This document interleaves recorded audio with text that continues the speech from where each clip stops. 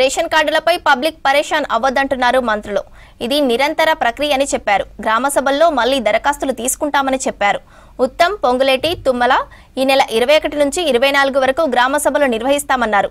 పేర్లు రానోళ్లు ఎవరూ ఆందోళన చెందొద్దని తెలిపారు. అర్హత ఉన్న చివరి వ్యక్తి వరకు రేషన్ కార్డులు ఇస్తామన్నారు. ఇక మహిళల బ్యాంకు ఖాతాలోనే ఆత్మీయ భరోసా సాయం వేస్తామన్నారు మినిస్టర్స్.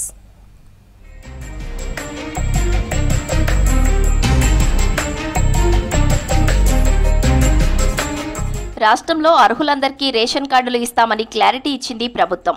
రేషన్ కార్డులు, ఇందిరమ్మ ఇండ్ల పథకం నిరంతర ప్రక్రియని చివరి లబ్ధిదారుల వరకు అందిస్తామని ప్రకటించింది. ఇందులో ఎవరు ఎలాంటి ఆందోళన చెందాల్సిన అవసరం లేదని చెప్పారు రాష్ట్ర మంత్రులు ఉత్తమ్ కుమార్ రెడ్డి, పొంగులేటి, తుమ్మల.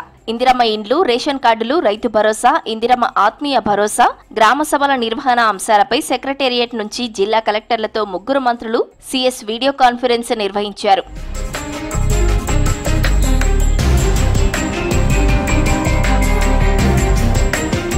ఈ నెల 21 నుంచి 24 వరకు నిర్వహించే గ్రామ సభల్లో వచ్చిన దరఖాస్తులను తీసుకోవడంతో పాటు ప్రజాపాలనలో వచ్చిన అప్లికేషన్స్ ను కూడా పరిశీలించాలని కలెక్టర్లకు స్పష్టమైన ఆదేశాలు ఇచ్చారు మంత్రులు. ప్రస్తుతం ప్రచారంలో ఉన్న రేషన్ కార్డుల లబ్ధిదారుల జాబితా కులగణన సర్వే ఆధారంగా తయారు చేసిందని, ఇది తుది జాబితా కాదని, ప్రభుత్వం ఈ నెల 26 నుంచి ప్రతిష్టాత్మకంగా 4 సంక్షేమ పథకాలు మొదలు పెట్టనుందని వివరించారు. ప్రభుత్వ ఆలోచనలను కొందరు ప్రతిపక్ష నేతలు తప్పుదోవ పట్టిస్తున్నారని, ఈ ట్రాప్ లో అధికారులు పడొద్దని సూచించారు.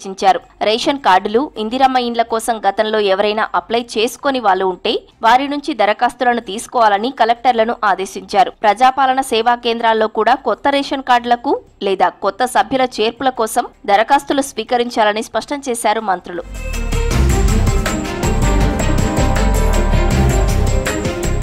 ఈ నెల 26న మొదలయ్యే 4 పథకాలపై 21 నుంచి గ్రామ సభల్లో ప్రజాభిప్రాయాలు, ఫీడ్బ్యాక్లు తీసుకోవాలని కలెక్టర్లకు సూచించారు మంత్రులు. ప్రజాపాలన సేవా కేంద్రాల్లో కొత్తగా తీసుకున్న దరఖాస్తులు, ఎంపీడీఓ ఆఫీస్లో ఇప్పటికే ఉన్న అప్లికేషన్స్ ను పరిశీలించిన తర్వాత మాత్రమే అర్హులైన లబ్ధిదారుల తుది జాబితాను ప్రకటించాలని స్పష్టం చేశారు.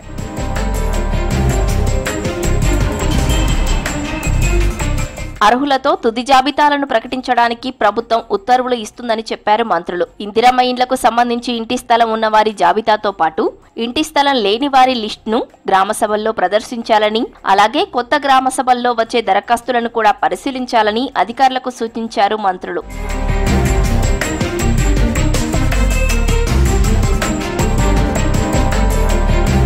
వ్యవసాయ యోగ్యమైన ప్రతి భూమికి రైతు భరోసా సాయం ఇస్తామన్నారు మంత్రులు. గతంలో వివిధ ప్రాజెక్టులకు, రహదారులకు, ఇతర ప్రభుత్వ అవసరాలకు ప్రభుత్వం సేకరించిన భూముల వివరాలు తహసీల్దార్ల దగ్గర ఉన్నాయని చెప్పారు. వ్యవసాయ అధికారులు, రెవెన్యూ అధికారులు సంయుక్తంగా రైతు భరోసా లబ్ధిదారులను గుర్తించాలన్నారు. ఉపాధి హామీ పథకంలో కనీసం 20 రోజుల పాటు కూలీ పనికి వెళ్లిన వారికే ఇందిరమ్మ ఆత్మీయ భరోసా వర్తింపజేస్తామని తెలిపారు. ప్రతి కుటుంబంలో మహిళల బ్యాంకు ఖాతాలకే ఇందిరమ్మ ఆత్మీయ భరోసా మొత్తాన్ని బదిలీ చేస్తామని స్పష్టం చేశారు. ఇటీవల రాష్ట్రంలో 156 గ్రామాలను మున్సిపాలిటీలో కలిపామని, ఈ గ్రామాల్లో 2023-24లో జరిగిన ఉపాధి హామీ పనుల జాబితాను పరిగణలోకి తీసుకుంటామని వివరించారు మంత్రులు. ఆ గ్రామాల్లోని వ్యవసాయ కూలీలకు ఆత్మీయ భరోసా కల్పిస్తామని తెలిపారు.